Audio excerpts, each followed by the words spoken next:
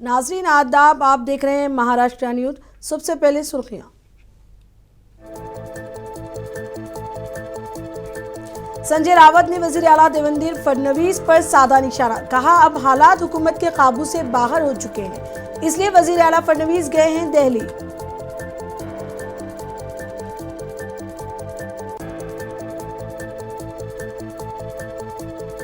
महाराष्ट्र में ड्रग्स के खिलाफ बड़ी कार्रवाई।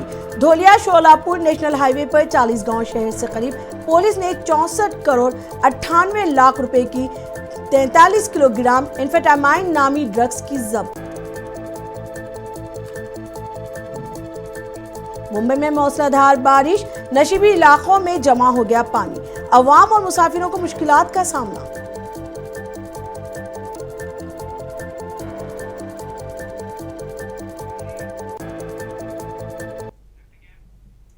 अब खबरें तफसील से। महाराष्ट्र की सियासत में पिछले कुछ दिनों से हलचल मची हुई है। रियासती हुकूमत में वुज़रा की तब्दीली की काफ़ी बातें हो रही हैं। इस दौरान वज़ीर आला देवेंद्र फडणवीस दिल्ली के दौरे पर हैं। ज़राए का कहना है कि उन्होंने वहां कुछ बड़े और अहम सियासी फैसले लिए हैं। शिवसेना के रहनुमा और रुकने पार्लियामेंट संजय रावत ने मीडिया से बातचीत में कहा कि इस वक्त रियासती हुकूमत में अफरा तफरी का माहौल है। उन्होंने कहा कि अब हालात हुकूमत के काबू से बाहर हो चुके हैं, इसलिए वजीर आला फडणवीस दिल्ली गए हैं। रावत ने इल्ज़ाम लगाया कि हुकूमत में बदउनवानी, वजीरों के किसान मुखालिफ बयानात, घोटाले, लेडीज़ बार से मुतालिक मामलात और पैसों से भरे थैले जैसे मसाइल मुसलसिल सामने आ रहे हैं। इन सब का जवाब फडणवीस के सर पर है। वो इस दबाव को बर्दाश्त करने से कासिर है और इसी वजह से मामलात इसके हाथ से निकल रहे हैं।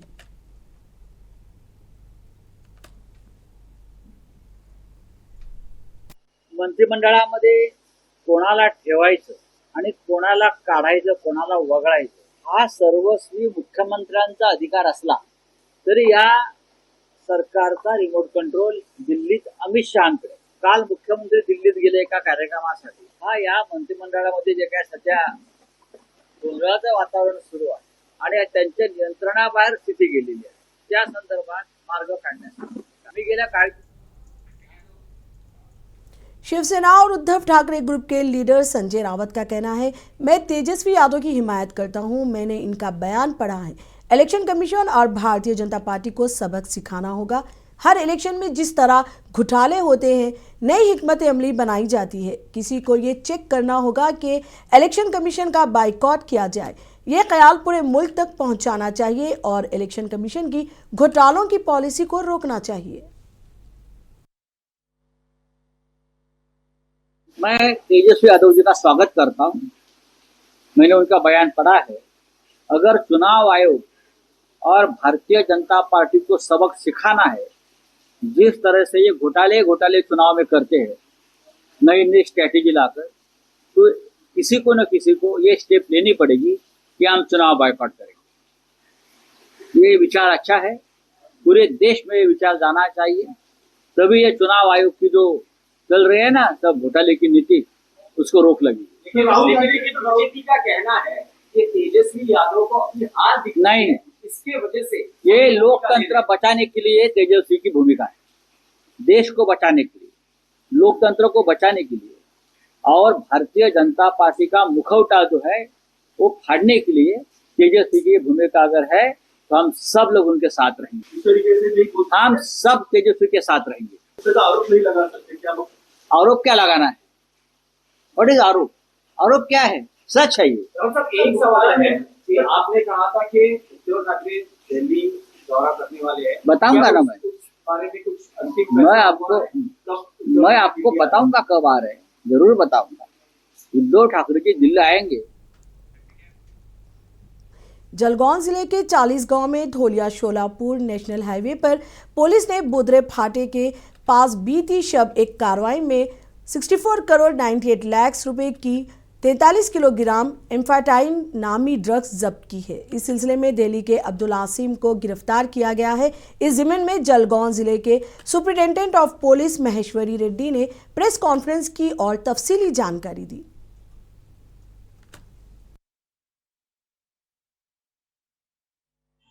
कल शाम पे अंदाजे 7 से 8 बजे के दरमियान हाईवे सेफ्टी पुलिस का कर्मचारी और अधिकारी गाड़ी का तपासनी कर रहा था और उस दरमियान एक ब्रीजा गाड़ी दिल्ली पासिंग का है, वो गाड़ी आई थी।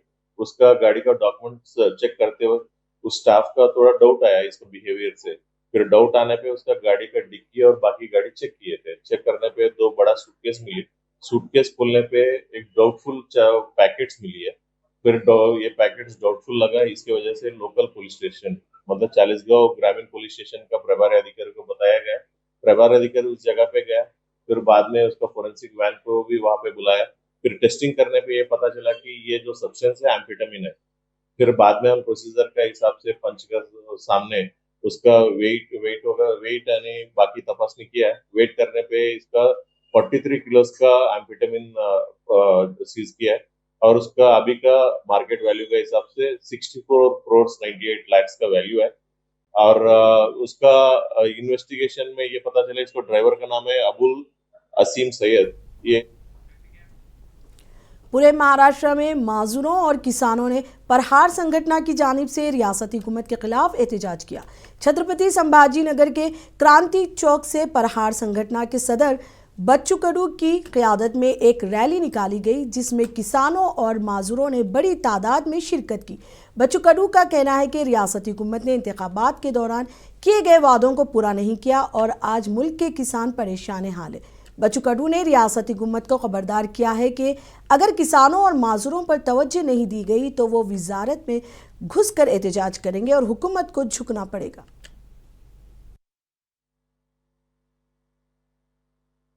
तो हमने क्या किया, बाद में पैदल रैली निकाली और सब होने के बावजूद भी सरकार खाली समिति गठित करती है और उसका कोई तारीख हमको बताते नहीं। कर्जे माफी की घोषणा तो कर दी है लेकिन कब करने वाले ये बताते नहीं है कि आज मेनपाट भी पूरे रास्ते पे है।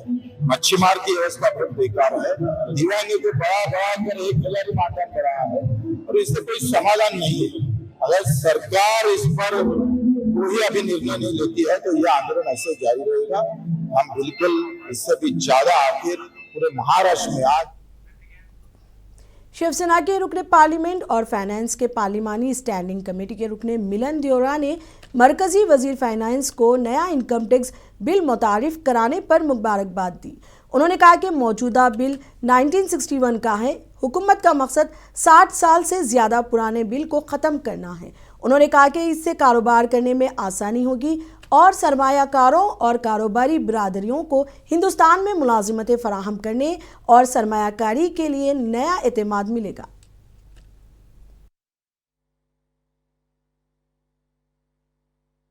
I congratulate the Government of India, the Finance Minister, for introducing the new income tax bill. And the reason I say it's a new income tax bill is because the existing bill dates back to 1961, and this bill has seen several amendments, and therefore the government's objective, which is the right idea, is that a bill which is over 60 years old and has so many amendments, to do away with that bill and replace it with a Mumbai में मौसलाधार बारिश हुई है। बारिश की वजह से मुंबई के निशिबी इलाकों में पानी जमा हो गया है, जिसकी वजह से अवाम और मुसाफिरों को मुश्किलात का सामना करना पड़ा।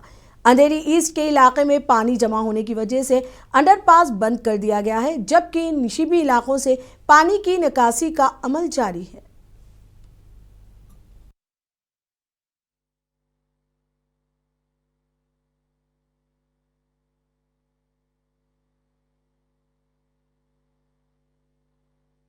और पंपाउ साइड में अभी बारिश के जो हालात है, इसे देखा जाए तो आज पूरे दिन बारिश रहेगी। आज बारिश का नाम मतलब बारिश कम होने का नाम नहीं, क्योंकि आज से श्रावण भी चालू हो रहा है, तो हफ्ते भर से बारिश है। जैसे पहले ही गुरु पूर्णिमा से जैसे श्रावण चालू हुआ है वैसे भी बारिश आ रही है, तो अभी मुझे लगता है ये और एक हफ्ता तो भी रह सकती है। आज तो बारिश कम नहीं होगी और 1 घंटा 2 घंटा वेट करके तो सबको अलर्टनेस आ जाएगा मोबाइल पे आना है कि नहीं आना है। लेकिन मुझे लगता है आज तो नहीं जाना वही ठीक होगा, क्योंकि बारिश रुकने का नाम नहीं लेगी। बारिश का और ही जोर बढ़ता जा रहा है। झूठ नहीं बोलूंगी, लेकिन यहाँ पानी भरता है। इसका स्लोपिंग ही ऐसा है ना कि पानी भर जाता है। यहाँ कोई दूसरा ऑप्शन ही नहीं है, पानी में से ही हमें जाना पड़ता है। ये पानी यहाँ अभी यहाँ है, लेकिन अगर और बारिश का जोर होगा तो ये यहाँ घुटने तक आ जाएगा। और यहाँ से सब स्कूल के बच्चे, छोटे सीनियर सब जाते हैं। बस बहुत देख के संभल के जाना पड़ता ही है। देखो स्कूल तो बंद नहीं होते, स्कूल तो बोलते कि अपनी जिम्मेदारी पे अपने बच्चों को लेके आओ, तो कोई बच्चे जाते ही है। लेकिन ये बारिश का जो पानी यहाँ तक है ना, ये यहाँ से बढ़ जाता है और वहाँ से संभल के ही जाना पड़ता है। मतलब बच्चों को कोई तो भी केयर टेकर चाहिए यहाँ से निकालने के लिए। जी, मेरा नाम वीरेंद्र यादव पड़ेगा और मैं महाराष्ट्र के गडचिरोली जिला में शदीद बारिश की वजह से जिला की बड़ी नदियों का सैलाब आ गया है। भामरागढ़ तालुका का गडचिरोली जिला से राब्ता मुकम्मल तौर पर मुनक़्क़दा है। जिला इंतजामिया ने आज जिला के तमाम स्कूलों और कॉलेजों में तातील का ऐलान किया है। गडचिरोली जिला में सैलाब की सूरत हाल मजीद संगीन हो सकती है। ऐसी सूरत हाल में जिला इंतजामिया ने एहतियाती तदाबीर इख्तियार करने की हिदायत दी है।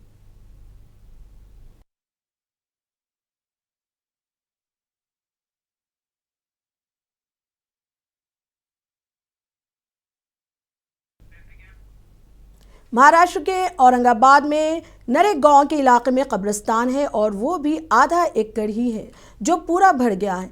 6 महीने पहले औरंगाबाद के कलेक्टर ने कहा हम आपको जगह देंगे, मगर आज तक जगह नहीं दी गई और लोग परेशान हैं। लोगों ने कहा अगर इन्हें कब्रिस्तान के लिए जगह नहीं दी गई तो एहतजाज में शिद्दत लाई जाएगी।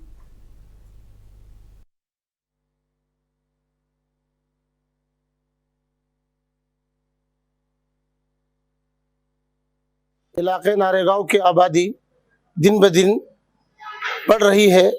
यहाँ इस वक्त 70 से 80 हज़ार आबादी जो है बढ़ चुकी है। लोक संख्या दिन ब दिन बढ़ रही है और बढ़ती हुई आबादी के लिए यहाँ पर कब्रिस्तान का कोई नज़्म नहीं है। जो कब्रिस्तान था वो बहुत कम जगह में है और अभी दफनाने के लिए उसमें जगह बिल्कुल नहीं रही है। काफ़ी अरसे से हम जो है कब्रिस्तान के ताल्लुक से जो है आवाज़ उठा रहे हैं और मोर्चा भी हमने जो है तो निकाला है। तो हर मर्तबा हमको ये इत्मीनान और यकीन दिलाया गया कि आपको जो है जगह हम देंगे, मिल जाएंगी। और इस मर्तबा भी हमने इसी को लेकर जो है 1 अगस्त को जो है हम कब्रिस्तान की जगह की मांग के लिए मोर्चा निकालने के लिए हम 1 अगस्त के लिए 1 अगस्त 2025 बरोज़ जुमा को नारेगांव दरगाह मस्जिद से हम मोर्चा निकालेंगे।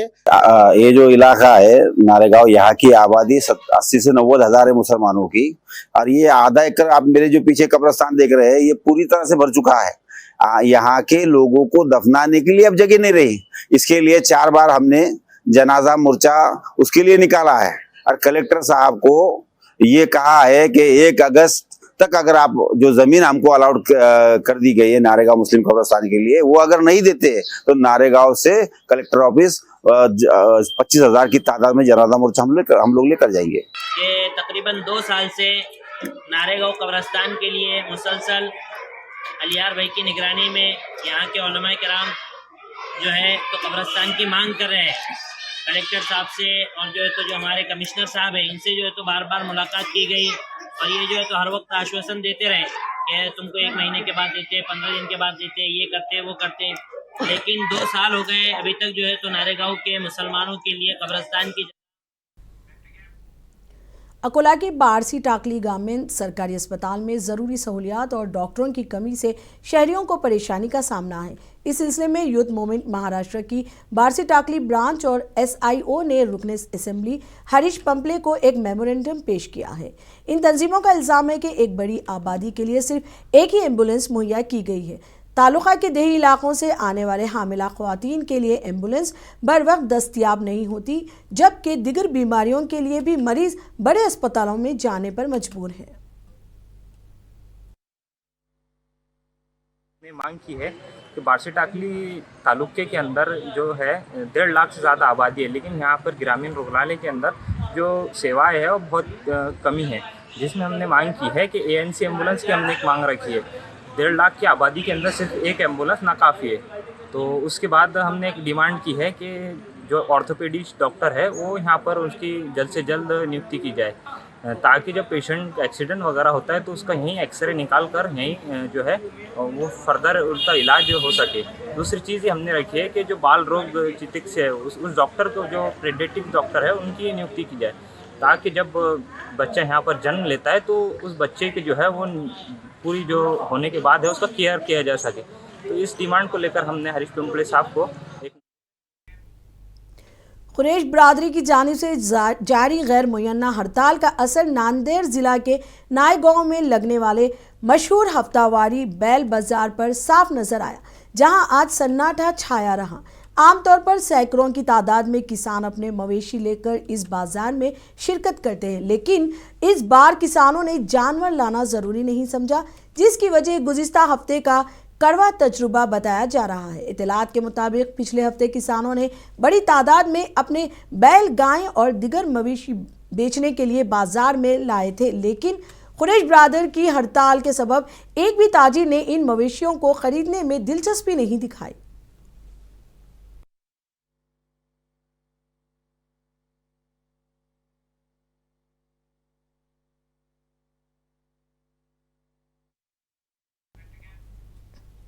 शाहीन एकेडमी नांदेड़ की जानिब से उर्दू घर में एक शानदार सालाना तहनीती इजलास का इनेकाद अमल में आया। इजलास की सदारत Shaheen group of chairman doctor Abdul Kadir ने की। शाहीन एकेडमी नांदेड़ के डायरेक्टर अब्दुल ने इफ्तिताई कलमात में इदारे की गुज़िश्ता 5 साला तालीमी खिदमात पर रोशनी डालते हुए बताया कि अब तक एकेडमी से 400 से ज़ायद तलबा डॉक्टर, इंजीनियर और दिगर पेशा वाराना शोबों में कामयाबी हासिल कर चुके हैं। तकरीब में तालीमी साल 2024-25 के SSC, HSC, नीट, JEE के साथ साथ UPSC और JMFC जैसे इम्तिहानात में शानदार कामयाबी हासिल करने वाले तलबा को तहनीत पेश की गई। कामयाब तलबा को फूलों और फूलों से नवाजा गया।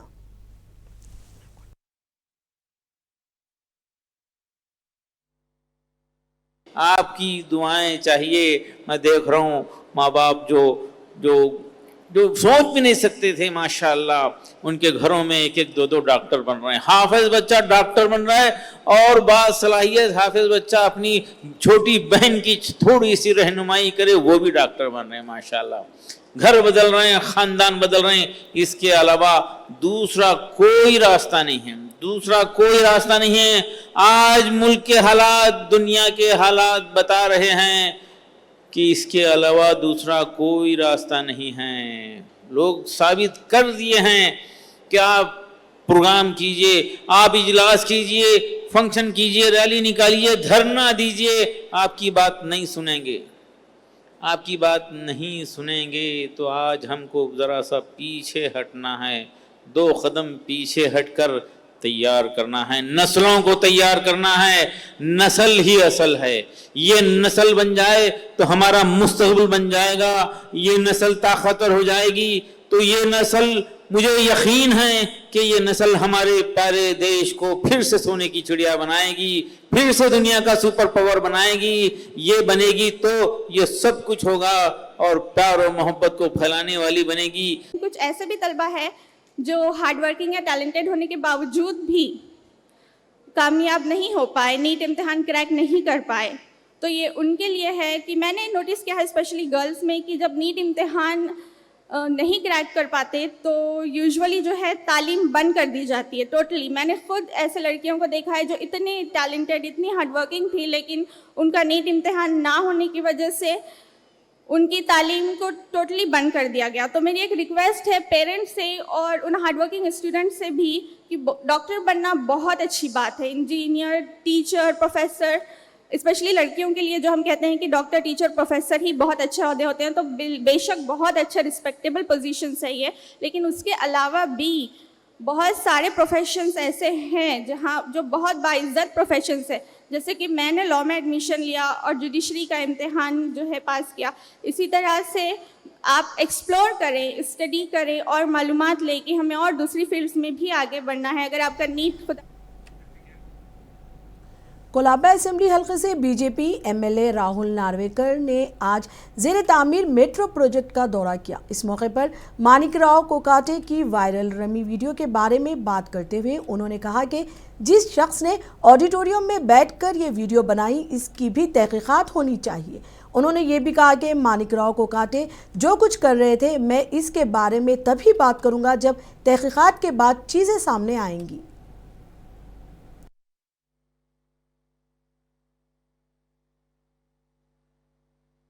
आज हम यहाँ पे आए हैं क्योंकि ये JSS रोड जो है वो हमारे विधानसभा क्षेत्र का प्रमुख रास्ता है। गणपति आगमन विसर्जन इसी रास्ते से होते हैं और जिस हालत में आज ये रास्ता है उसमें जब तक मरम्मत नहीं होती है तब तक यहाँ से मिरवणुक निकालना बहुत मुश्किल होगा और इसीलिए सभी अधिकारियों के साथ आज मैं यहाँ खुद आया हूँ इसकी पहानी करने और ये दुरुस्ती का काम तुरंत चालू करवाने के लिए। भाग्यपूर्ण ऐसा ये वीडियो मैंने देखा है, लेकिन इसकी पूरी सच की सत्यता जब तक पता नहीं लगती और जब तक इसका पूरा रिपोर्ट मेरे पास नहीं आता तब तक इसके ऊपर कोई भी बयान करना उचित नहीं होगा।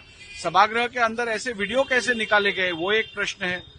वीडियो निकाले गए, फिर संबंधित व्यक्ति मंत्री क्या सच में वैसा कार्य कर रहे थे क्या, ये देखना आवश्यक है।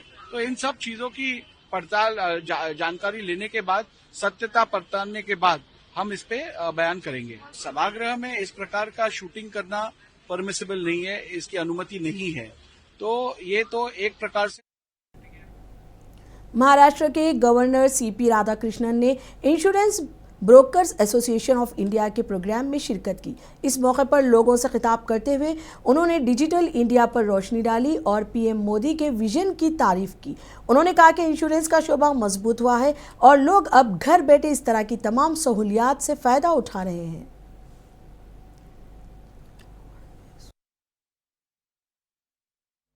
I am pleased to associate myself with the Foundation Day of the Insurance Brokers Association of India as the association steps into the Silver Jubilee year.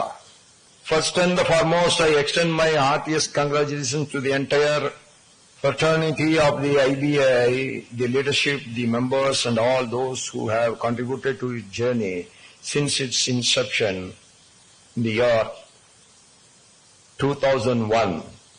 I understand that the IBA was formed under the mandate of the Insurance Regulatory and Development Authority of India at a time when the Indian insurance sector had just opened up to private participation. These insurance companies of India, including LIC, are proving Rajasthan के झालावाड़ में स्कूली बच्चों के साथ एक बड़ा हादसा पेश आया। इलाके में सरकारी स्कूल की छत गिरने से 7 तालिबे इल्म जाम बहक हो गए। 17 बच्चे जख्मी हुए जिन्हें करीबी अस्पताल में दाखिल कराया गया है। इस हादसे के बाद महाराष्ट्र हुकूमत के वजीर पंकज भोयरा ने महकमा तालीम के अफसरान की मीटिंग बुलाई और अहम हिदायत दी। इसके साथ ही उन्होंने मीडिया से बातचीत में कहा कि राजस्थान में जो कुछ हुआ वो अफसोसनाक है। हमने ये यकीनी बनाने के लिए मीटिंग बुलाई है कि महाराष्ट्र में ऐसा ना हो। नहीं, आज राजस्थान में आज एक घटना हुई कि झलवाड़ जिले में वहां पे एक सरकारी स्कूल में इमारत गिर के 4 बच्चों का दुर्दैवी वहां मृत्यु हो गया और 17 बच्चे वहां हॉस्पिटलाइज किए गए। तो ऐसी परिस्थिति अपने स्टेट में नहीं आना चाहिए, इसलिए आज शिक्षा विभाग की मैंने बैठक बुलाई। उसमें प्रधान सचिव भी थे, आयुक्त भी थे, संचालक भी थे और राज्य के पूरे शिक्षण अधिकारी उनको भी ऑनलाइन अटैच कर बैठक में बुलाया गया था और इस पे सूचना दी गई कि जो भी जितनी भी अपनी गवर्नमेंट स्कूलों की इमारत है उसका ऑडिट किया जाए, स्ट्रक्चरल ऑडिट किया जाए और जो जिला नियोजन समिति में से पैसा मिलता है 5% पैसा जिला नियोजन। महाराष्ट्र न्यूज में अब तक के लिए इतना ही। मुझे दीजिए इजाजत। आदाब।